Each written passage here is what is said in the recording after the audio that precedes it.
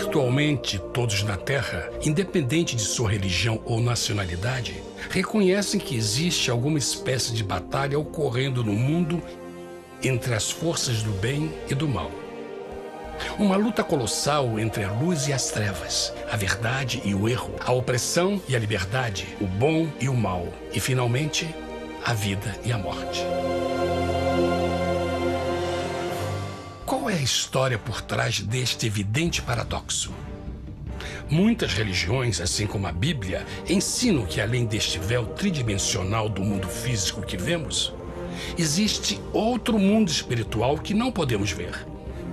Nesta realidade invisível ao nosso redor, se desencadeia uma batalha titânica entre o herói supremo e justo contra o vilão mais cruel e maligno.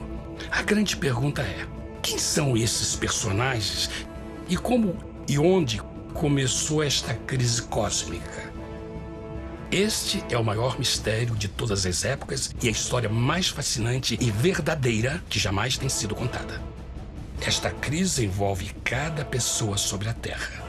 Sim, cada pessoa.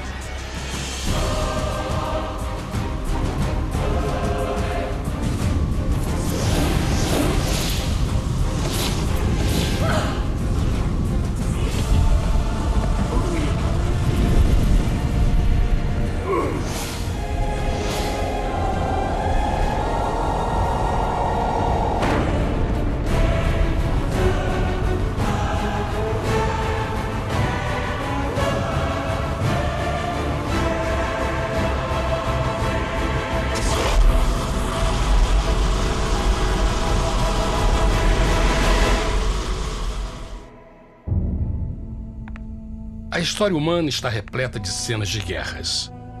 E todas as pessoas já experimentaram conflitos. Mas para entender a origem do mal, devemos viajar ao passado para a Primeira Guerra do Universo. Porque esta guerra não aconteceu na Terra. Antes que o nosso mundo existisse, houve uma guerra no céu. Mesmo as palavras guerra no céu soam como uma contradição. É quase inimaginável para nós que pudesse haver batalhas e conflitos entre as criações de Deus no paraíso. O que pode ter causado este conflito celestial? Graças a um livro antigo chamado Bíblia, temos detalhes suficientes para poder juntar as peças e desatar os nós. Mesmo que trágica, é uma extraordinária e bela história de amor que vai desde o princípio dos tempos até tocar pessoalmente a você, a mim e a cada indivíduo na Terra.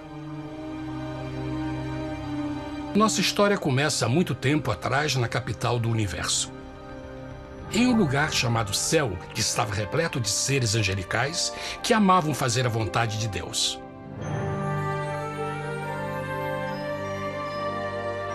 Sob o justo e amoroso governo do Criador, todo o céu desfrutava uma existência de felicidade e perfeita paz. O príncipe supremo do paraíso e comandante dos anjos era o poderoso e amoroso Filho de Deus, mais conhecido com o nome que adotou quando veio à Terra, Jesus. Ele tinha o mesmo propósito e pensamento com Deus, o Pai. O céu, sob o comando compassivo do Pai, Filho e Espírito Santo, provou ser um maravilhoso lugar de paz e alegria. Para realizar as ordens de Deus, a Trindade estava rodeada de um oceano virtual de inumeráveis espíritos ministradores chamados serafins e querubins, mais conhecidos como anjos. Estas poderosas e inteligentes criaturas descobriram que a felicidade estava em cumprir as ordens do Todo-Poderoso. Mas Deus criou um extraordinário anjo para atuar como líder de toda a multidão celestial. A Bíblia nos diz que seu nome era Lúcifer, que significa portador da luz. Este querubim foi o maior ser criado por Deus e assumia a posição mais próxima do trono de Deus, estando diretamente sob a autoridade de Jesus. A tarefa de Lúcifer era difundir a luz e o conhecimento da vontade de Deus a todos os outros anjos. Lúcifer foi o mais esplêndido ser criado por Deus. Era extremamente bonito e dotado de enormes poderes de liderança e organização. Entre os anjos, ele foi muito admirado, respeitado e amado como amigo. Mesmo assim, Deus previu o mal que Lúcifer estava a ponto de introduzir no reino da luz. Cheio de sabedoria e formosura, de todas as pedras preciosas te cobrias. Tu eras o querubim, ungido para cobrir, e te estabeleci. No monte santo de Deus estavas. No meio das pedras afogueadas andavas. Perfeito eras nos teus caminhos, desde o dia em que foste criado, até que se achou iniquidade em ti. Quando Lúcifer percebeu a sua beleza e poder, seu coração pouco a pouco começou a mudar. Permitiu que seu enfoque se afastasse de Deus e direcionou seu amor para si mesmo. Talvez nunca saberemos completamente como e por que estas sementes de rebelião germinaram em seu coração. Mas o profeta Isaías nos dá uma visão do pensamento de Lúcifer. Como caíste desde o céu, ó estrela da manhã, filha da alva! Como foste cortado por terra, tu que debilitavas as nações! E tu dizias no teu coração: eu subirei ao céu, acima das estrelas de Deus exaltarei o meu trono. Subirei sobre as alturas das nuvens e serei semelhante ao Altíssimo. Lúcifer, aos poucos, começou a cobiçar o poder de Deus, mas não sua personalidade.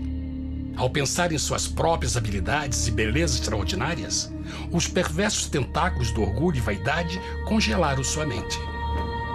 Este ressentimento e inveja fizeram com que ele violasse a lei sagrada de Deus e se rebelasse contra seu governo. Precisamos fazer uma pausa e esclarecer algo. Desde o princípio, Deus ordenou que as leis da física governassem o mundo material em que vivemos. Sem essas leis naturais, o universo seria um caos. Do mesmo modo, as leis morais de Deus sempre têm dado segurança e estabilidade ao cosmos. Alguns pensam que os 10 mandamentos não existiram, até que o Senhor os entregou a Moisés no Monte Sinai. Mas as Escrituras nos ensinam que os princípios das leis de Deus sempre existiram por toda a eternidade, pois são a base fundamental de seu reino de amor. Seguros todos os seus mandamentos, permanecem firmes para todo sempre e são feitos em verdade e retidão. Os 10 mandamentos são um resumo das características de um Deus de amor.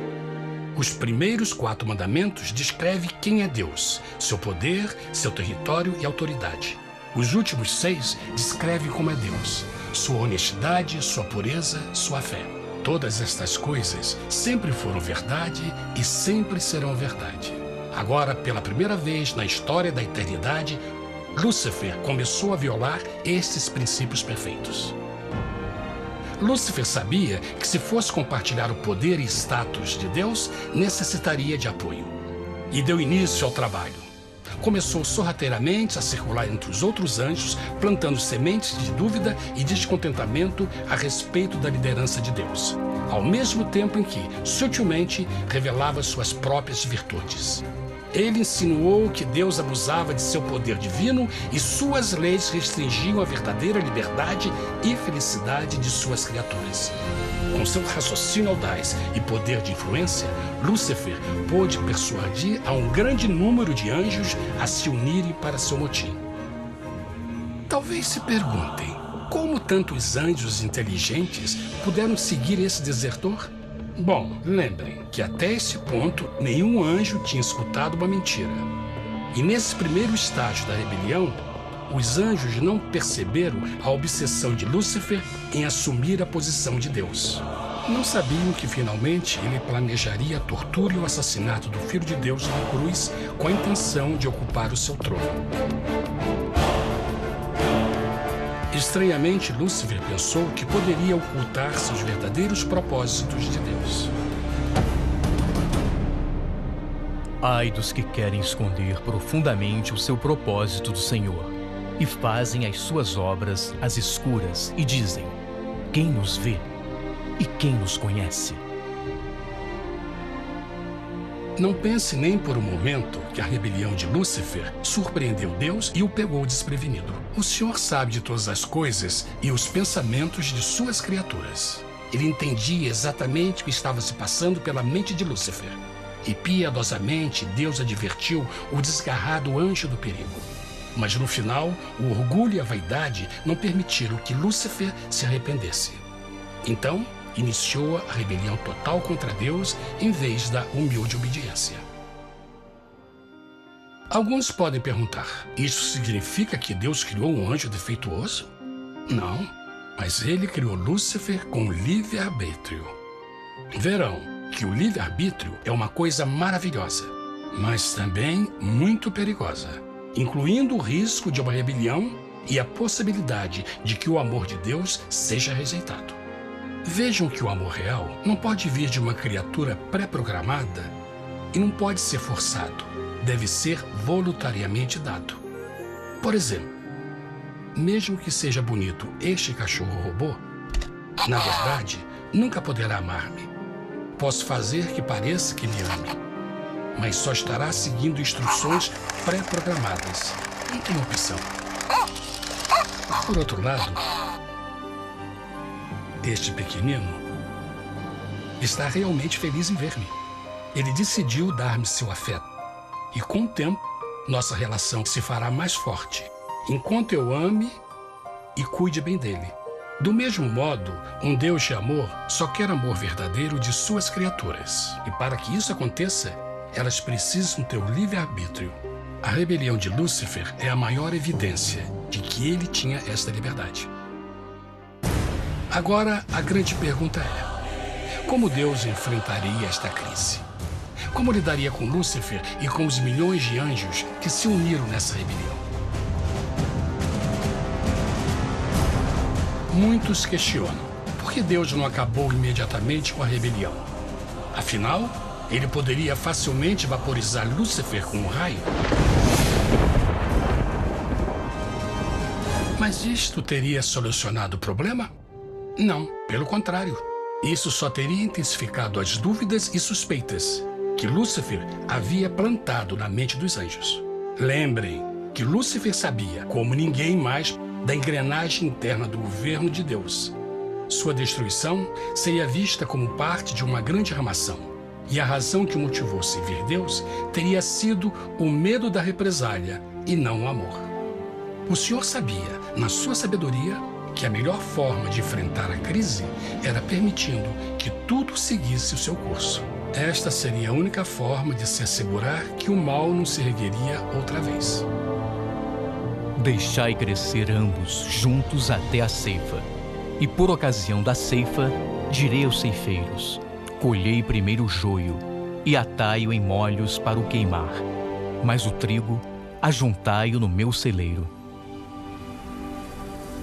Na parábola do joio e do trigo, Jesus descreve que um tempo de crescimento é necessário para que uma planta revele sua verdadeira natureza. No seu entendimento infinito, Deus sabia que com o tempo, o caráter real de Lúcifer seria exposto e que os amargos frutos de sua rebelião seriam vistos.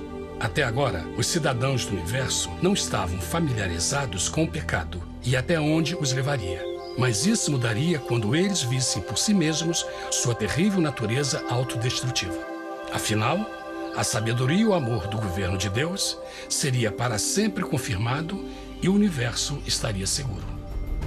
Quando Lúcifer e seus seguidores revelaram abertamente sua rebelião, o Senhor soube que não haveria paz se permitisse que eles ficassem no céu. Deveria impor um limite, entrar em ação e enfrentar os rebeldes. Mas Lúcifer e seus seguidores nunca sairiam por vontade própria ou pacificamente. O passo seguinte foi a guerra. E houve batalha no céu. Miguel e os seus anjos batalhavam contra o dragão. E batalhavam o dragão e os seus anjos. Mas não prevaleceram, nem mais o seu lugar se achou nos céus. E foi precipitado o grande dragão, a antiga serpente, chamada o Diabo e Satanás, que engana todo mundo. Ele foi precipitado na terra, e os seus anjos foram lançados com ele. A Bíblia não revela exatamente que tipo de armas foram usadas durante este conflito cósmico. Mas esta guerra foi como nenhuma guerra que os olhos mortais já viram. Apocalipse 12:4 nos diz que finalmente Lúcifer e 1/3 dos anjos de Deus foram expulsos do paraíso.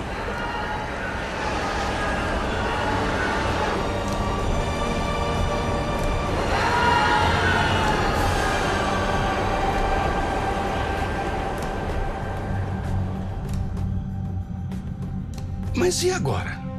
Lúcifer tinha milhões de anjos ao seu lado, mas precisava de um pedaço de chão para continuar sua rebelião. Rápido, muito rápido, o universo começou a entender o quão doloroso e caro o pecado poderia chegar a ser. Mas a guerra não tinha terminado, apenas começava. Lúcifer, o portador da luz, agora virou Satanás, o adversário.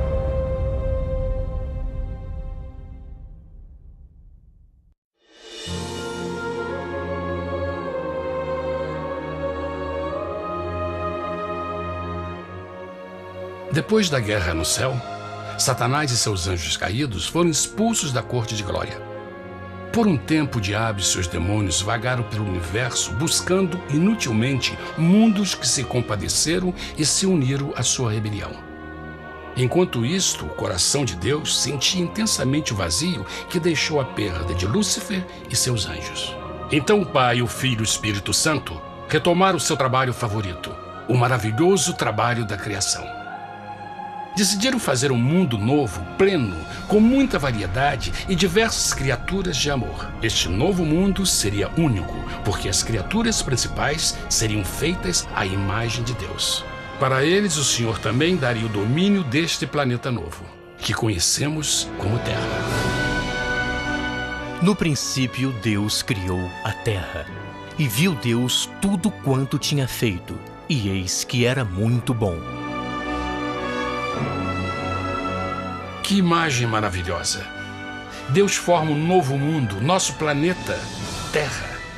E em cada maravilhoso dia da criação, algo novo e espetacular começa a fazer parte da cena. Por exemplo, no terceiro dia, Deus falou e uma linda e exuberante vegetação fez parte da existência. Plantas de todas as cores, formas e tamanhos. No quinto dia, o mundo estava repleto de espantosas e exóticas criaturas, que podiam tanto se elevar aos céus como deslizar pelas águas azuis. E outras podiam fazer as duas coisas. No sexto dia, houve a introdução de um grande número de animais terrestres. Desde o gigante elefante até o pequeno esquilo, cada um encontrou um lugar nesse novo planeta para viver em harmonia com o resto da criação. E também no sexto dia, Deus criou o homem. E disse Deus: façamos o homem à nossa imagem conforme a nossa semelhança. E formou o Senhor Deus o homem do pó da terra, e soprou em suas narinas o fôlego da vida, e o homem foi feito alma vivente.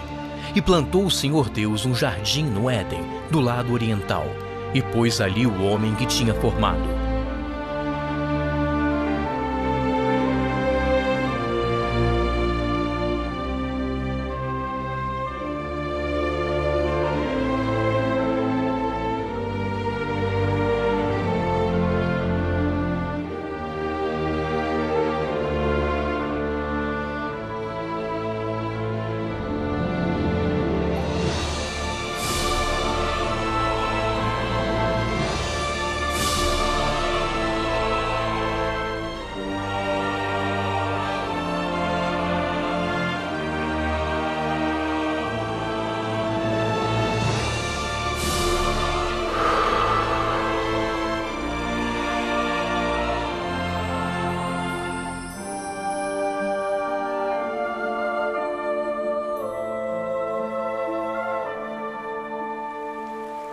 Mas que grande honra ser criado à semelhança de Deus, ser um indivíduo com liberdade de pensamento.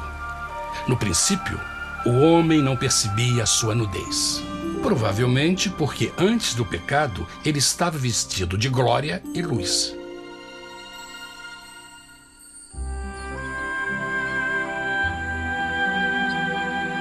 Deus também criou a companheira perfeita para Adão, sua bela esposa Eva.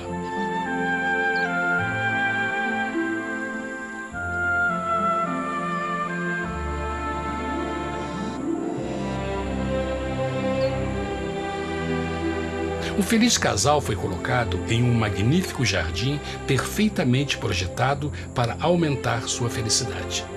Para Adão e Eva e as outras criaturas da terra, também foi dado o privilégio divino de procriar a sua própria imagem. A intenção de Deus foi que a raça humana tivesse domínio sobre este paraíso perfeito para sempre. Eternamente felizes e saudáveis, trabalhariam com a flora do jardim de Deus enquanto desfrutariam o afeto e companhia de todas as criaturas sob seus cuidados. O ambiente que nossos primeiros antepassados experimentaram foi muito diferente do mundo de hoje. As rosas não tinham espinhos, os insetos não mordiam nem picavam, e os leões e as ovelhas brincavam juntos. Mas a grande bênção era os humanos viverem em perfeita harmonia com seu Criador. A cada 7 dias, Adão e Eva descansavam de seu prazeroso trabalho e gozavam de uma comunhão visita de seu Criador. Era um mundo esplêndido e maravilhoso. E esse estado de felicidade teria continuado eternamente se nossos primeiros parentes tivessem mostrado fidelidade com uma simples prova. Mas da árvore do conhecimento do bem e do mal, dela não comerás, porque no dia em que dela comeres, certamente morrerás. Visto que o adversário havia contaminado o universo com sua rebelião, o Senhor viu a necessidade de uma simples prova de amor e lealdade. Lembrem que os anjos bons acabaram de ver 1/3 de seus amigos serem expulsos do céu durante a guerra. Como estariam seguros de que esses novos humanos não se uniriam a Lúcifer e causariam problemas? Então o Senhor plantou uma árvore no jardim, uma árvore cujo fruto não deveria ser comido sob pena de morte. Ao passar por esta simples prova de obediência, Adão e Eva mostrariam a lealdade para com Deus e a fé em sua palavra. Ainda mais, era uma prova de amor. Por isso, Jesus disse em João 14, "Se me amais, guardais meus mandamentos." Mas alguém mais soube desta prova de fé e estava determinado a usá-la em seu favor. Satanás estava com inveja dos humanos que desfrutavam da bendita vida que ele perdeu. Sua feliz existência estava em total contraste com a sua, que agora estava cheia de culpa, pecado e miséria. Com ressentimento e raiva, não estava disposto a deixar o casal em paz, pois o pecado sempre buscará arrastar a outros consigo.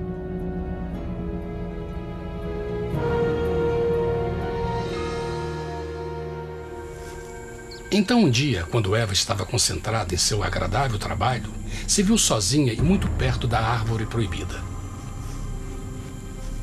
Foi quando Satanás viu sua oportunidade. Através de uma serpente hipnotizante, o anjo caído chamou Eva até a árvore e a envolveu em uma conversação.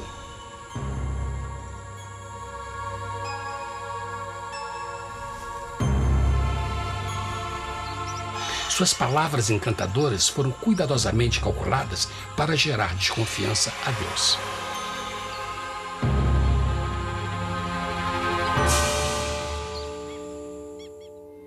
A serpente replicou à mulher: "De modo algum morrereis. Deus sabe que no dia em que dele comerdes, vossos olhos se abrirão e sereis como Deus, conhecedores do bem e do mal." A mulher notou que a árvore era boa para comer, pois era atraente aos olhos e desejável para alcançar sabedoria. Colheu o seu fruto e comeu. Deu também ao seu marido, que comeu assim como ela. Tragicamente, quando Eva escutou a suave e sedutora voz do tentador, começou a ter certas dúvidas da palavra de Deus. A serpente enganou-o com a promessa de grande poder e sabedoria. Isso chamou sua atenção. Além disso, Aparentemente, o fruto deu à serpente a habilidade de falar. Que outros poderes poderia dar a ela? E mesmo tendo acabado de conhecer a serpente, ela confiou em sua palavra acima da de Deus, quem a criou, e lhe deu um paraíso para viver. Então, Eva comeu o fruto proibido e convenceu seu esposo a fazer o mesmo. Adão poderia ter escolhido ser fiel a Deus, mas colocou seu amor pela esposa acima do seu amor por Deus. Quando os nossos primeiros parentes mostraram lealdade ao inimigo, o domínio da terra foi tomado por Satanás. Não sabeis que, vos oferecendo a alguém para lhe obedecer, vos tornais escravos daquele a quem obedeceis? Ninguém pode servir a dois senhores. Este mundo agora seria o último campo de batalha entre o bem e o mal, e o coração de cada homem e mulher seria o prêmio. Adão e Eva não se deram conta desse tempo, mas seu momento de desconfiança e desafio abriria as comportas do sofrimento de milhões de pessoas durante milhares de anos.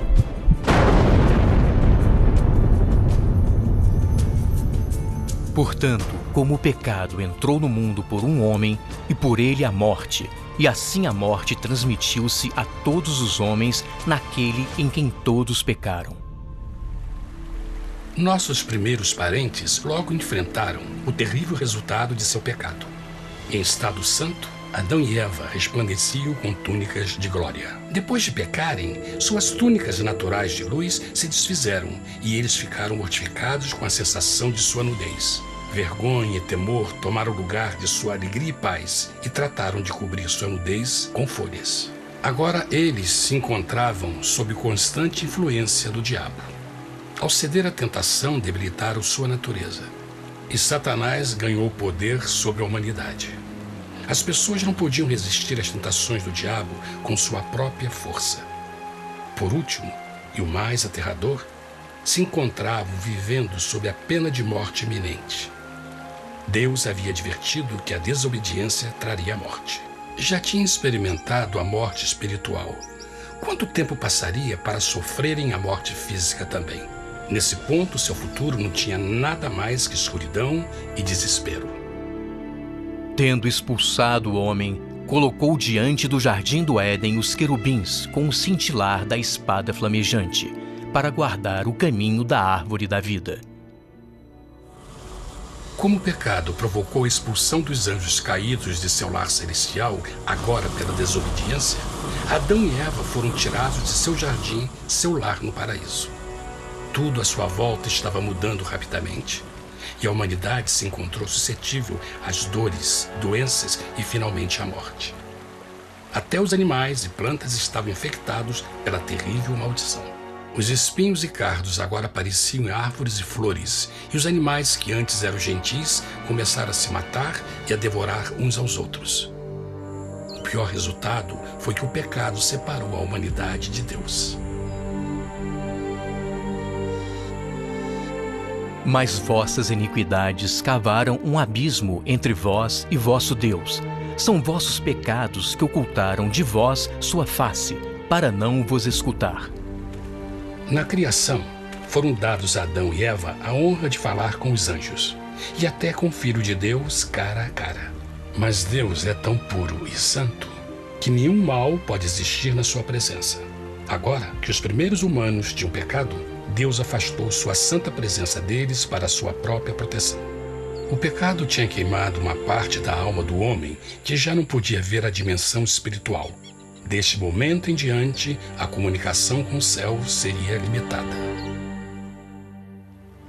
Mesmo com todas estas maldições caindo sobre Adão e Eva, o coração do Senhor se encheu de compaixão. A lei que haviam violado não poderia ser alterada para salvá-los, pois é tão sagrada e imutável como Deus mesmo. O Senhor sabia que havia só uma maneira na qual o homem podia se redimir. Então um plano foi revelado, nascido do fundo do coração de Deus. Um plano para salvar o homem de seu encontro com a morte eterna e restaurar tudo que estava perdido com o pecado. Seria de grande intensidade, alcance e poder, mas seria um plano que também implicaria num enorme sacrifício. O amor de Deus para conosco se manifestou por ter enviado ao mundo seu Filho unigênito, a fim de vivermos por ele. Nisto consiste o amor, não em termos nos amado a Deus, mas em ele nos ter amado e enviado seu Filho para se sacrificar por nossos pecados. As Escrituras claramente ensinam em Romanos 6,23, o custo do pecado é a morte. A lei violada demandava a vida do pecador e só tinha um em todo o universo qualificado como substituto da humanidade. O Criador só podia pagar a dívida de suas criaturas tomando seu lugar. Então Jesus Cristo, o Filho de Deus, concordou em deixar a pureza, glória e segurança do céu. Ele viria para morrer em nome do homem em seu malvado e renegado planeta. Ele nasceria como um inocente e indefeso bebê, suportaria uma vida de dor e vergonha e, mesmo assim, viveria uma perfeita e vitoriosa vida. Finalmente, ele teria uma morte humilhante para poder ser o substituto da humanidade caída. Por seu sacrifício, a humanidade incrivelmente receberia uma nova oportunidade de ter a vida eterna. Seu sangue seria o resgate para um mundo raptado por Satanás. Este maravilhoso plano de redenção foi graficamente ilustrado no sistema de sacrifício de animais ordenado por Deus depois da queda do homem. O Senhor tinha avisado Adão e Eva que iriam morrer no dia em que comessem do fruto proibido. E como que permaneceram vivos? A Bíblia nos diz que imediatamente depois do pecado, Deus providenciou roupas na forma de peles de animais. É bom notar que o Apocalipse se refere a Jesus Cristo como a ovelha que foi morta desde o princípio do mundo. Isto indica que uma ovelha foi sacrificada no mesmo dia para prevenir suas mortes imediatas. Pela fé, neste sacrifício, suas mortes foram simbolicamente transferidas deles para a criatura inocente. A ovelha certamente era a representação de Jesus. Assim, um raio de esperança foi dado em uma situação de escuridão e desespero. Através do arrependimento e a fé no sangue do Messias, qualquer humano poderia uma vez mais ser filho de Deus. Mas mesmo com este grande plano para a humanidade, Satanás ainda tinha o domínio da terra. E a vida na terra não estava fácil. No mundo haveis de ter aflição, mas coragem, pois eu venci o mundo. Naturalmente, muitos se perguntam, como um Deus amoroso e poderoso permite dores e sofrimentos no nosso mundo atual? Mas está claro desde o Gênesis que Deus nunca quis que nós tivéssemos o conhecimento da dor dessa vida. Quando o mundo saiu das mãos de Deus, a terra era um maravilhoso paraíso. Foi o pecado de Adão e Eva que deu a Satanás o direito de assumir o controle deste planeta. Devido à sua trágica eleição, o diabo e seus súditos ganharam o poder de tentar e atormentar os humanos, introduzindo a doença, a dor e o sofrimento. Talvez fosse melhor perguntar: por que Satanás não tem o controle total da humanidade? A resposta é Jesus Cristo. Talvez já perceberam que a morte de Jesus na cruz deu a cada um de nós a oportunidade de sermos salvos, mas na verdade fez muito mais do que isso. Quando o Salvador ofereceu sua vida para redimir a terra, esse ato poria restrições ao controle de Satanás sobre a humanidade. Satanás não poderia forçar nossa vontade e seu poder de nos ferir seria limitado. O sacrifício de Cristo também nos trouxe um tempo de prova, durante o qual poderíamos ver a diferença entre o governo de Deus e o de Satanás, e então decidir a quem servir.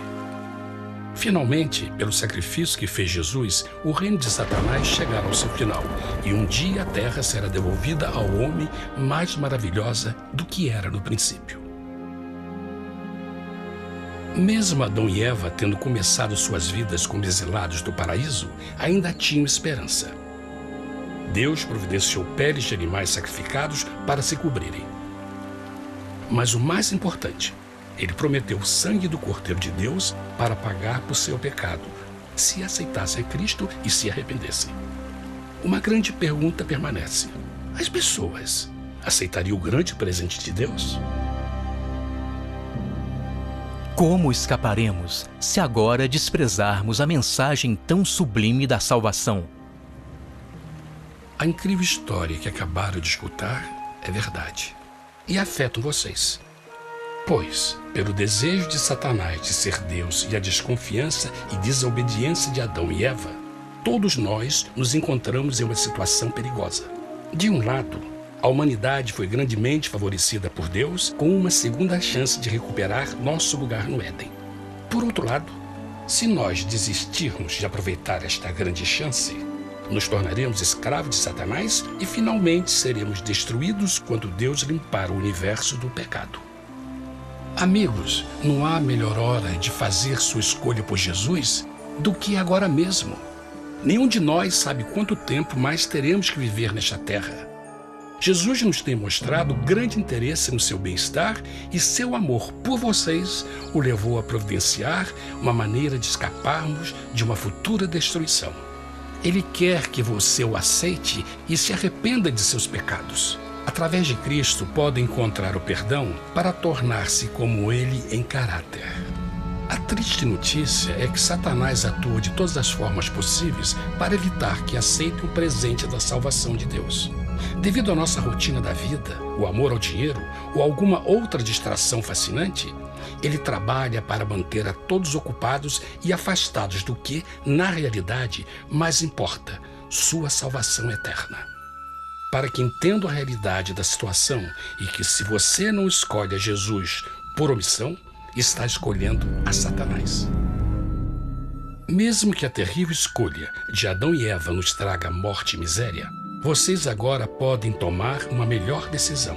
Deus está oferecendo uma paz que satisfaz o anseio mais profundo de sua alma e uma alegria que não encontrará nas atribulações deste mundo. O desejo que tem o coração de Deus é que seja salvo e esteja com Ele no paraíso. Mas o único que pode mantê-lo fora do céu é você.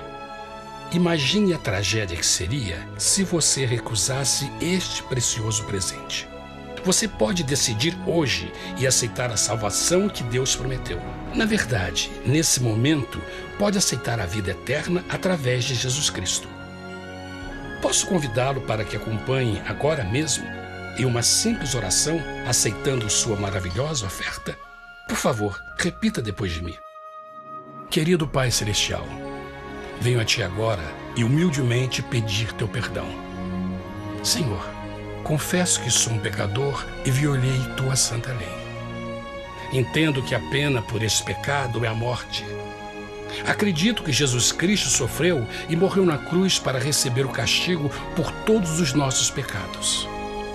Acredito que Jesus ressuscitou e eu o aceito como meu Salvador pessoal.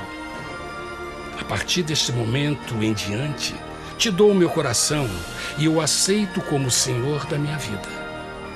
Por favor, perdoa todos os meus pecados e envia Teu Espírito para ajudar-me a fazer a Tua vontade. Te agradeço por Teu grande amor e aceito Teu presente da vida eterna. E eu oro tudo isso em nome de Jesus. Amém.